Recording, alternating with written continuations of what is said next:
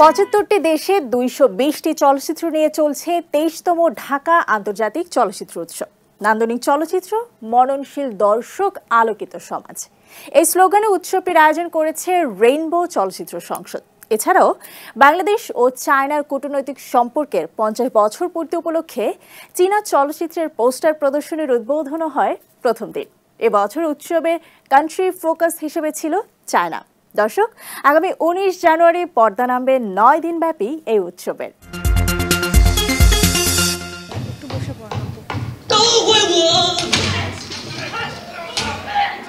চলছে ঢাকা আন্তর্জাতিক চলচ্চিত্র উৎসবের ২৩তম আসর। প্রতি বছরের মতো এবারও প্রথম দিন থেকে ছিল বিভিন্ন দেশের সিনেমা সংশ্লিষ্টদের উপস্থিতি।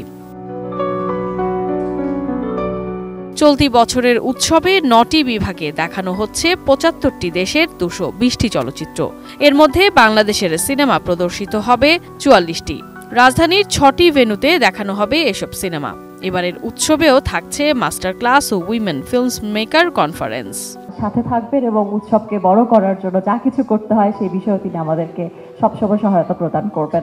আয়োজক প্রতিষ্ঠান রেইনবো ফিল্ম সোসাইটির সভাপতি আহমেদ মুস্তফা জামাল জানান, অর্থনৈতিক সহযোগিতা পেলে এমন আয়োজন সিনেমা ইন্ডাস্ট্রিকে সমৃদ্ধ করবে। ফেস্টিভ্যালের জন্য সত্যি বলতে কি কারো কোনো নির্ধারিত কোনো বাজেট নাই, এবং ফিল্ম ফেস্টিভ্যাল করার মতো একটা পার্মানেন্ট স্ট্রাকচার দরকার, ভেন্যু দরকার। সেটা সবসময় বলে আসছি, এখনও বলছি, হয়তো আরও আমার যতদিন শ্বাস আছে ততদিন হয়তো বলেই যাব। বিভিন্ন দেশের ছবিকে জাতীয় ও বৈশ্বিকভাবে উপস্থাপনার প্ল্যাটফর্ম এ ধরনের ফেস্টিভ্যাল। পাশাপাশি বিভিন্ন দেশের কৃষ্টি ও সংস্কৃতির মেলবন্ধন সৃষ্টিতে ইতিবাচক ভূমিকা রাখবে বলেও মনে করেন সিনেমা বোদ্ধারা। ফেস্টিভ্যালগুলোতে ইউরোপিয়ান এই যে ৩টি বড় বড় চলচ্চিত্র উৎসব, সেখানে অনেক নতুন নতুন ধরনের কাজ, এক্সপেরিমেন্টাল কাজ এবং নতুন ধরনের ক্লাসিক্যাল ফিল্ম এখানে আসলে দেখানো হয়। সেগুলো দেখার অভিজ্ঞতা হবে, এবং শুধু তাই নয়, আমার মনে হয় যে ওইখানে যে ফিল্ম ফ্র্যাটার্নিটি আছে সে তাদের সাথে পরিচয় হওয়া এবং তাদের সাথে কাজ করা একটা বিশাল অভিজ্ঞতা। মাস পিপল জানেও না এখানে কত বড় বড় ফিল্ম মেকে আসলো চলে গেল। গত বছর বোধহয় মাঝে দিয়ে এসেছিলেন, কয়টা মানুষের সৌভাগ্য হয়েছে তার সাথে দেখা করার।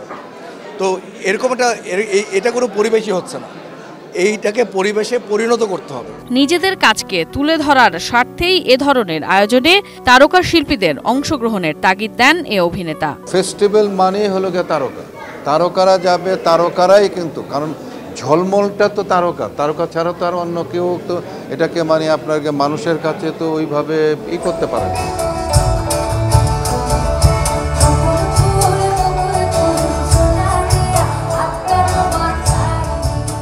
আগামী ১৯ জানুয়ারি পর্দা নামবে ৯ দিন ব্যাপী এ উৎসবের।